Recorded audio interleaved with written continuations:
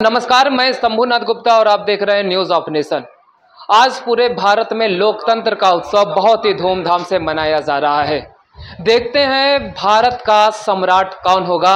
हम यूपी की जनता से खास मुलाकात करेंगे और हम आपको बताना चाहेंगे inner wheel club of Basti mid town की ये महिलाएं हैं, अध्यक्ष हैं, कार्यकर्ता हैं, जो सामाजिक कार्यों में बढ़ चढ़कर हिस्सा लेती हैं और एक पहचान और इतिहास और परचम लहरा रही हैं। तो आइए जानते हैं कि इनका बस्ती में 25 तारीख को मतदान होगा।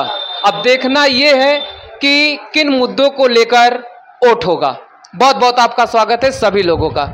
पारुल जी, भारत देश में मतदान का उत्सव बहुत ही धूमधाम से मनाया जा रहा है और बस्ती में 25 तारीख को मतदान है। मैं ये आपसे जानना चाहूँगा, किस मुद्दे पर आप वोट करेंगी जाकर के ईवीएम पर?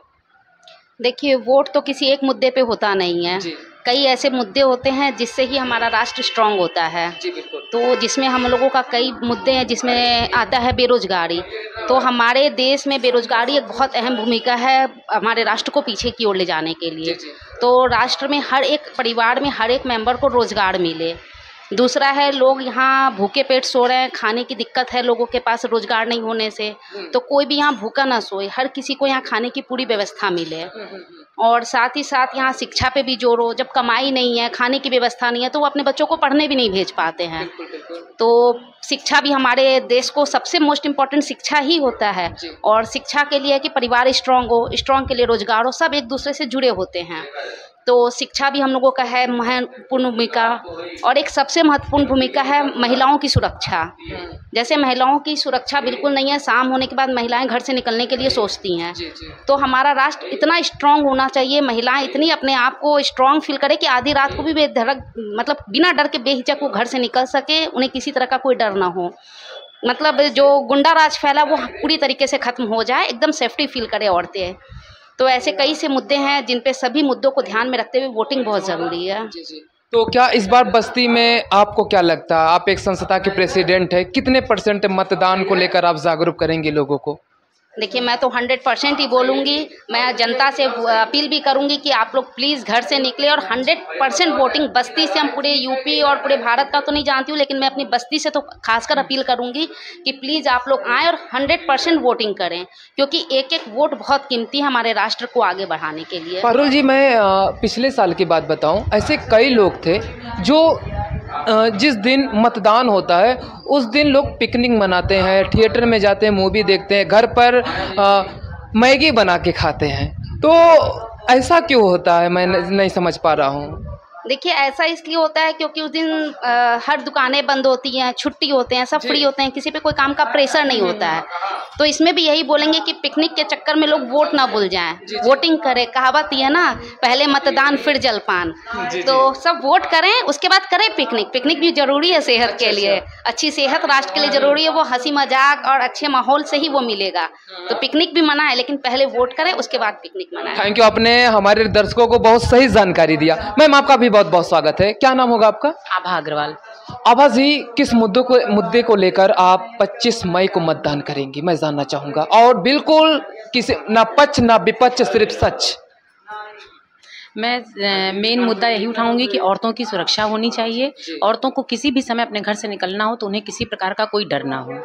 कभी आपके साथ कुछ एक्सीडेंट हुआ है क्या जो आप ये कर रही हैं? नहीं, भगवान की कृपा है कि मेरे साथ या मेरे परिवार के साथ कभी ऐसा कुछ नहीं हुआ है। लेकिन मैं अपने समाज को, अपने पूरे बस्ती को, पूरे यूपी को, पूरे देश को ये बात कहना चाहूँगी कि औरतों की सुरक्षा बहुत ज़रूरी है। जब वोट करेंगी, बटन दबेगा तो और क्या मन में आएगा आपके कि हमारे इस वोट को बटन जब दबेगा तो ये सारी चीज़ें दूर हों और एक भारत विकसित और स्वर्णिम के रास्ते पर हो। हम जब वोट करेंगे तो हम यही सोचेंगे कि हमारा बस्ती ज़िला साफ़ सुथरा हो, यहाँ की सड़कें बनी हुई हों। जो आज वैसे तो इधर में बहुत सारी सड़कें बन गई हैं, लेकिन जो सड़कें नहीं बनी हैं वो भी बन जाएं और साफ़ सफाई का विशेष ध्यान रखा जाए, जिससे हमारे शहर में बीमारियाँ कम से कम हो। और मैं अपील करती हूँ कि कृपया मच्छर मारने वाली दवाई ज़रूर डाली जाए। आजकल बस्ती में बहुत ज़्यादा मच्छर हो गए हैं। अच्छा, मच्छर ज़्यादा हो गए, बहुत ज़्यादा मच्छर हो गए और इससे बीमारी बहुत फैल रही है। तो साफ सफाई का विशेष ध्यान रखा जाए। अच्छा, क्या क्लब कुछ नया करेगा मतदान का % बढ़ाने के लिए? कुछ आप सोचती हैं, कुछ ख्याल है आपके मन में? क्लब यही करेगा, सबको मोटिवेट करेगा कि आप जाइए, 100% वोटिंग कीजिए। वोट पहले मतदान, बाद में जलपान। जी। और आप पहले वोटिंग कीजिए, उसके बाद आप मैगी बना के खाइए या पिकनिक पर जाइए, कुछ भी कीजिए, लेकिन पहले वोटिंग कीजिए। सबसे पहले आपका नाम जानना चाहूँगा। जी, मेरा नाम प्रतिमा जायसवाल है।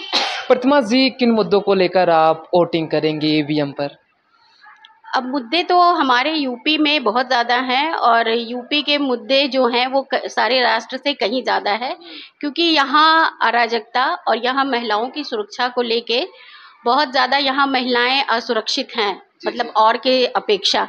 तो मैं यहाँ के सांसद जो हैं हरीश द्विवेदी जी वो हैं, और जो आगे जो भी होंगे जो अच्छे काम करेंगे उनसे यही अपील रहेगी कि हमारी जो यहाँ के जो मुद्दे हैं, यानी महिलाओं की सुरक्षा और उनकी शिक्षा और यहाँ के हॉस्पिटल और यहाँ गरीबों के प्रति जो मतलब गरीबों की जो स्वास्थ्य के प्रति है, वो सारे मुद्दे यहाँ सॉल्व हों और उनके लिए अच्छा काम किया जाए।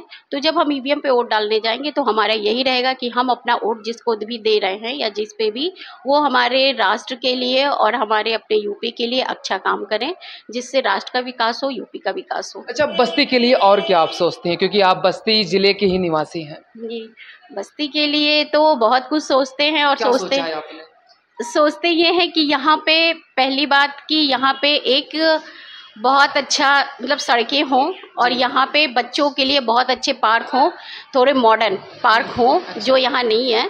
और ये सोचेंगे कि और बस्ती में ऐसी शिक्षा चाहेंगे कि जो यहाँ पे जैसे गवर्नमेंट हैं वो कॉलेज तो हैं, पर गवर्नमेंट कॉलेज जो यहाँ पे हैं जो ऐसे गरीब लड़कियों की हैं, तो उनके लिए शिक्षा की अच्छी व्यवस्था होनी चाहिए कि अगर उनके पास जैसे प्राइवेट स्कूल है तो उसमें तो हम अपने बच्चों को या और बच्चों को पढ़ाते हैं, पर जो नीचे हैं जिन बच्चों के, उनके स्वास्थ्य और उनकी जो शिक्षा है उस पर ज़्यादा अच्छे से काम हो, ये हमारी कोशिश रहेगी और ये हमारी अपील भी रहेगी। जी, शुक्रिया। तो दर्शकों, आपने देखा हमने बस्ती हिनरविल क्लब्स के खास लोगों से बातचीत किया, यहाँ के प्रेसिडेंट से भी हमने खास मुलाकात किया और खास बातें भी हुई। अब बस्ती की जनता जाग चुकी है, स्वास्थ्य और शिक्षा पर ही इनकी 25 तारीख को वोट होगा। तो हम इसी के साथ विदा ले रहे हैं। हम आपसे फिर मिलेंगे एक नए अपडेट के साथ और नए अंदाज के साथ। तब तक के लिए नमस्कार, जय हिंद, जय भारत।